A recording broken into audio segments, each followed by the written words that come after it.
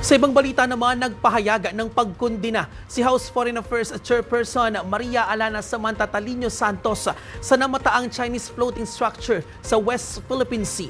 Habang patuloy naman ang isinasagawang monitoring at assessment ng otoridad para matukoy ang dahilan sa likod nito. Si Camille Gonzalez sa detalye.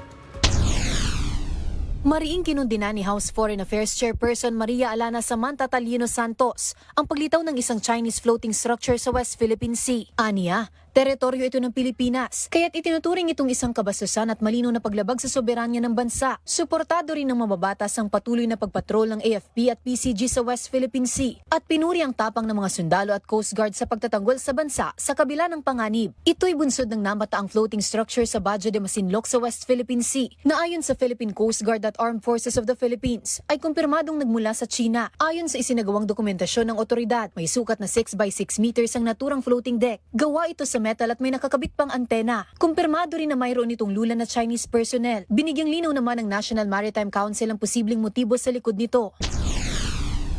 Basically, we see that in general, these are all data gathering activities of the People's Republic of China, the government of China. And for whatever it's worth, it is part of our continuing effort, monitoring and seeing what are being developed there, and that will be the basis of our forthcoming appropriate actions. Nagpapatuloy din ang monitoring at assessment ng National Task Force for the West Philippine Sea sa naturang floating structure upang matukoy ang tunay na dahilan sa biglaang paglitaw nito. Dagdag ng task force. Yes, this is the first time that we documented a movable platform that was placed in Bajo de Masinloc. Samantala, tiniyak ni PCG spokesperson Jay Tariela na alinsunod sa direktiba ni Pangulong Ferdinand R. Marcos Jr., walang tigil ang kanilang mga hakbang upang tapatan ang presensya ng Chinese government sa West Philippine Sea. The Commandant of the Philippine Coast Guard, Admiral Loni Hilgaban, as part of his commitment to the President and of course the Filipino people, is that we are still consistently carrying out routine maritime domain awareness flight over Bajo de Masinloc and challenging the presence of the Chinese government. Nananatili rin aniyang bukas ang Philippine Authority sa posibleng diskusyon sa pagitan ng dalawang bansa upang formal na mapag-usapan ang pakay sa likod ng naturang floating structure.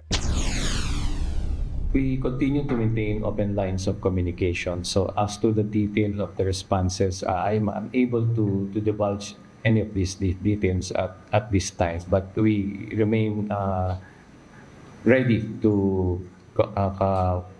communicate with the People's Republic of China. Nanindigan naman si Representative Maria Alana Samantha Talino Santos na sa ilalim ng kanyang pamumuno sa House Committee on Foreign Affairs, patuloy nilang isusulong ang mga panukalang batas na magpoprotekta sa legal standing ng bansa sa ilalim ng international law. Para sa totoong balita sa Bagong Pilipinas, Camille Gonzalez, Congress News.